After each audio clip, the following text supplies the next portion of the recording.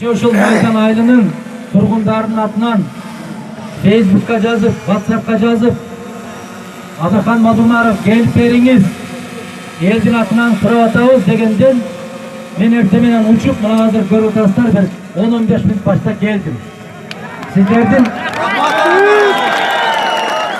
Сиздердин чакырууңуздар боюнча мына Шамбес айдагы маселе жалгыз биздин Кадамжайдын эмес, бүтүндөй Кыргызстандын маселеси бул. Тынчтаналы. Бул жигит жакшы эле жок көтөрүп койгочу. Көтөрүп коеюн, алдыдашпай. Болгон ушул. Силерге угулуп атабыз. Угулуп атат экен, анда тынч турабыз. Мына менин жанымда турган жигит бул Айданбек Акматов деген жигит. Tanıysızlarбы? Мына Азаттыкта Айдан Акматов деп чыгып жүрдү, Азаттыкта иштеди.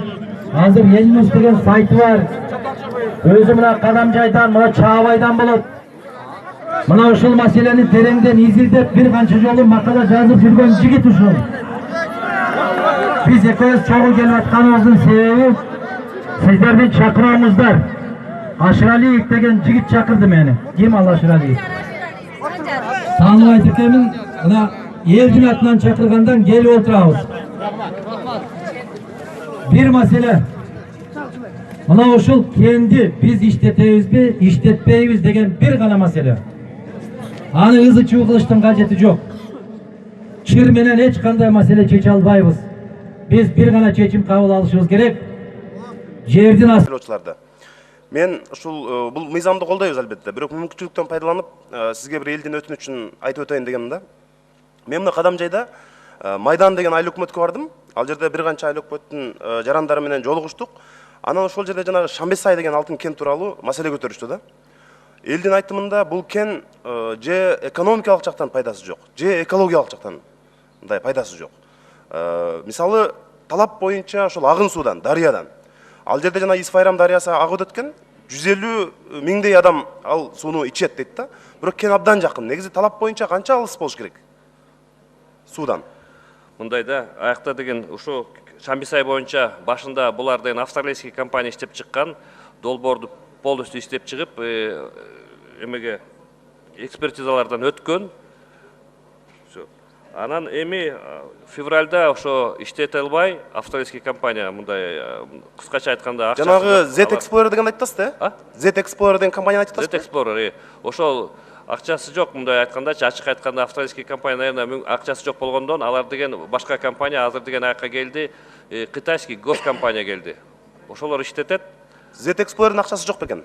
Ну, мындай Лигластай турбайбы? Алар деген алганда, бул деген кичинекей компания, юниорский компания дейт. Алар деген геологоразведкага акчасы бар болчу. Анан деген биз оюбуз ушундай да, эмне үчүн булар деген канча жыл отурду, иштете албай да. Инвесторлор издеп жүргөн да. Ошондон биз ушундай келдик. Мындай иштеткенге өзүнүн акчасы жок, инвесторлорду таба албай, алар деген азыр тиги Кытай компанияны алып келди, инвестор болуп. Иштетет эми. Түшүндүм. Мен эми ошону карап көрсөм, 5 жыл иштеткен, анан 200 миллион сом бизге Кыргызстанга бюджетке төгөт деп жазылып турат да, эгер мен адашпасам. 200 миллион сом дейт. Жылына 40 миллондон. Бул эми абдан аз суммадагы акча негизи. Ал жерде жылына эгерде мисалы кенден зыян тартсалар, жана жер жемиши, картошкасы, гиласы болбой калат ба? Алар айыл өкмөтү жылына бул Z-Explore'сиз эле 40 миллондон ашык акча табат негизи, өздөрү эле. Ошол жерде мөмө жемиши, жанагы мал жаны менен элечи. Бул эми экономикалык жактан чындыгында биздин бюджетке мындай олуттуу мындай пайдасы жок экен да. Так, Жаныбек Кубаныч, мындай да Кубаныч. Мындай, бул деген кичине туура эмес, маалымат.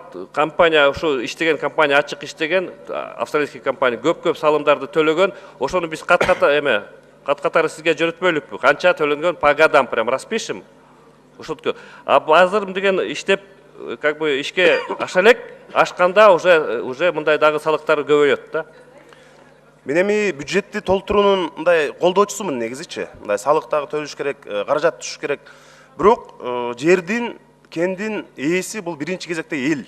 Анан бизге ошол жергиликтүү эл менен туура иштешиш керек. Биз барсак, депутаттар барса, бирөө барса, элдер жолугуп Шамбесай жөнүндө арызданышса, күч органдары барып аларды бирден чакырып, суракка алып ушундай бир кысымдар болот экен.